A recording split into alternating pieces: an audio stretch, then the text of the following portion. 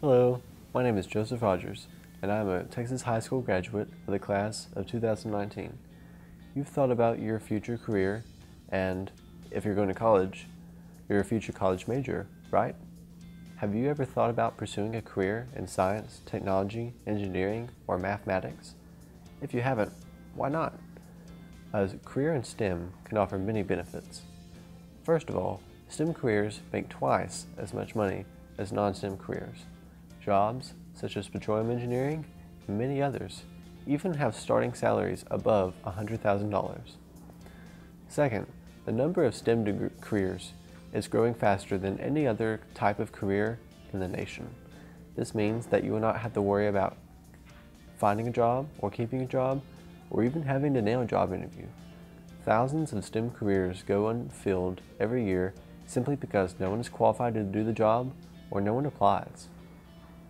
Additionally, having a STEM career and becoming specialized or knowledgeable about a very specific subject can give you high job security. You will not have to worry about being fired from your job or being replaced by someone else or even a robot. If you haven't thought about what you want to do with your future career, now is the time to start.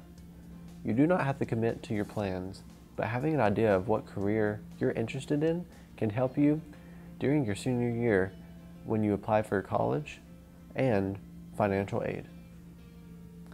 Thousands of college students change their major every year, so you don't have to worry about sticking to your plans explicitly. Now, you ask, why STEM? STEM is important for our future as individuals and as a nation. In order to continue to be a world superpower, we need the next generation of scientists and engineers to invent new next generation technology to keep us ahead of our adversaries both militarily and economically. For example, almost everyone has a smartphone, but what if there are no people to make and design the phones? This is why STEM is important, because without it, we wouldn't have all the nice things we do today. If you have thought about exploring a STEM career, congratulations. You are headed toward a bright future for yourself. Not only are there multiple areas of STEM that are on the cutting edge of technology, but they are fulfilling and report some of the highest job satisfaction among all careers, according to the U.S. Bureau of Labor Statistics. There are multiple areas of STEM to explore, and it could seem overwhelming, but there are plenty of opportunities around Texas High and the great states of Texas and Arkansas to gain exposure. Look for STEM internships or programs online, add higher-level STEM classes to your schedule, and even join extracurricular activities such as robotics or science club. What I would recommend to you, however, is that you participate in the NASA High School Aerospace Scholars Program, or HOSS.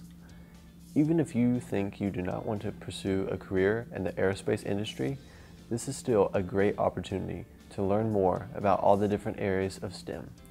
NASA, unlike what a lot of people think, does a lot more than just build rockets and fly people to space. NASA creates technology that is used all around us and is much more than just engineering. Biologists, chemists, physicists, computer scientists, mathematicians, and programmers all work in high capacities at NASA, and there are many other careers there as well. Even if you are not interested in a career with NASA, the High School Aerospace Scholars Program is still a great place to start in STEM. STEM education is important because it helps us learn how to problem solve. We're able to figure out solutions to problems in the world and our own lives.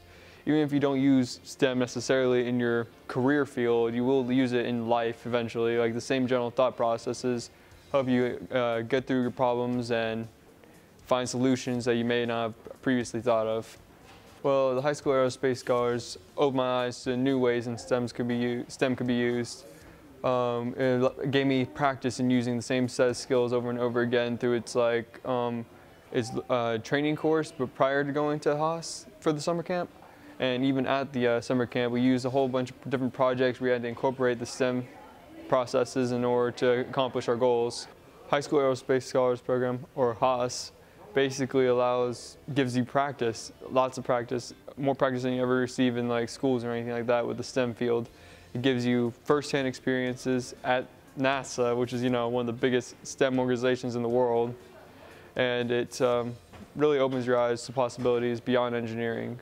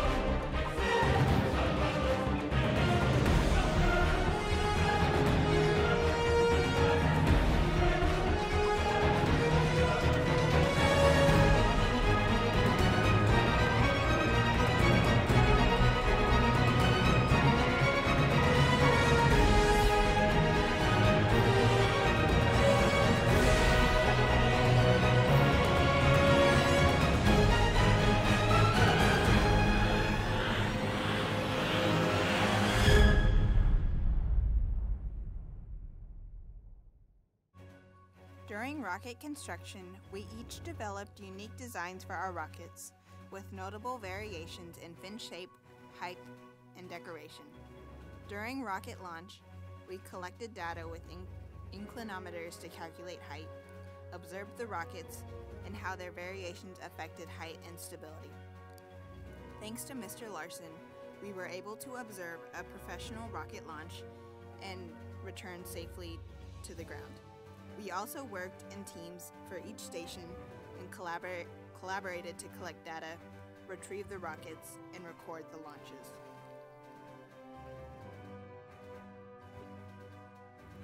In the Saturn V rocket hangar, we were able to see one of only 3 Saturn V rockets in the world. Additionally, we received an explanation of the stages of the rocket from Norman Chaffee, one of the scientists who helped design the rocket. His unique perspective of the Apollo missions and Saturn V rocket was very informative.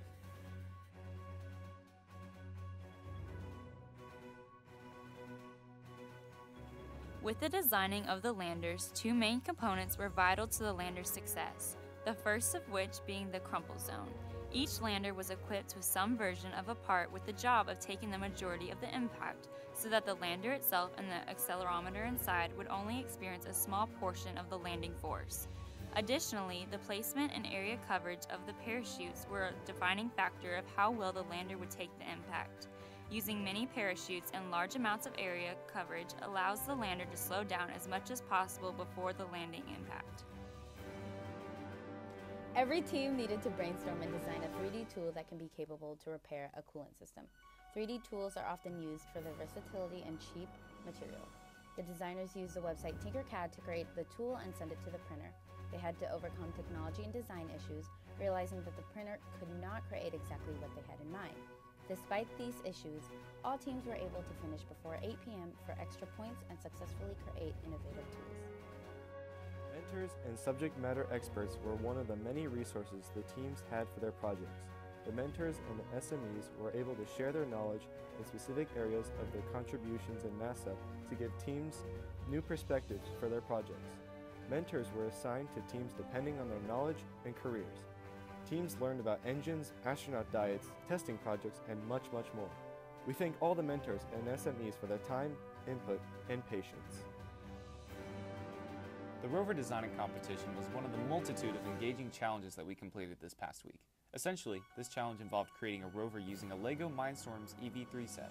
This rover's task was then to collect as many water particles, rocks, and buggies from the competition field. All teams started with a set amount of money, and as the week progressed, we were able to gain or lose money depending on the different challenges. Furthermore, every piece of the rover had a cost that would be deducted from the team's balance. With these constraints in mind, we were challenged while attempting to optimize our rovers. It was fun. My favorite experience this week was the Longhorn project. Some of the things we did was learn about longhorns, we got to feed the barn animals, and we got a chance to go to the greenhouse in a beautiful garden. The Houston Longhorn program owns the ranch and is a sponsor for NASA. I believe we really benefited from the trip because part of our mission at Haas was to do with constructing a greenhouse.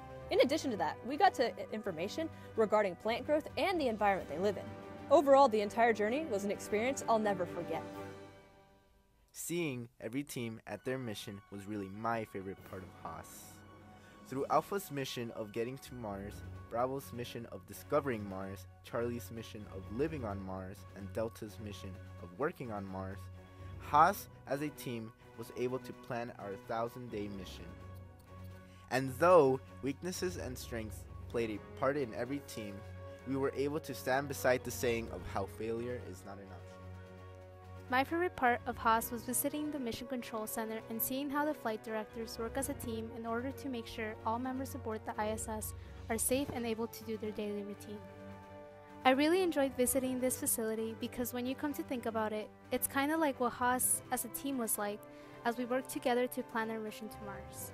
This also highlighted the idea that at NASA you don't necessarily have to be an aerospace engineer, but can be a part in the workings of communication and health aboard any mission.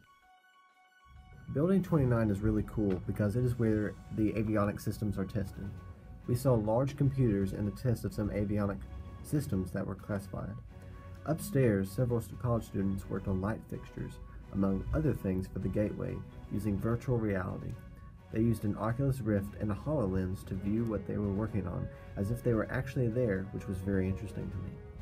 I was surprised that NASA allows college students to work on various projects, like what we saw in Building 29, and it makes me more optimistic about possibly pursuing a career with NASA in the future. An awe-inspiring constituent revolved around the Neutral Buoyancy Lab. It was fascinating to see so many highly trained and motivated professionals explore their passions and work in such a collaborative and meaningful project. While on the surface it resembled a basic pool, all the action really happens below the surface. With a model ISS, astronauts are able to experience working on the ISS in almost a zero-G environment with model tools that could simulate the necessary maintenance projects. As a team, we learned how NASA professional divers got to where they are today, through perseverance, passion, and curiosity. Jerry Woodfill, the former warning system engineer for Apollo 11 and Apollo 13, delivered an inspirational speech to us, accompanied by lots of singing. He encouraged us to pursue our dreams no matter how much we believe we are failures. His many anecdotes about not having the right stuff in his youth culminated in a success story as JFK's speech inspired him to pursue a job at NASA, where he made sure everyone would know about problems when they happened. We'd like to thank all of our mentors, counselors, sponsors, and everyone who made this program a possibility for us. This has been one of the most amazing experiences of our lives, and we couldn't be more grateful to everyone that gave us this opportunity.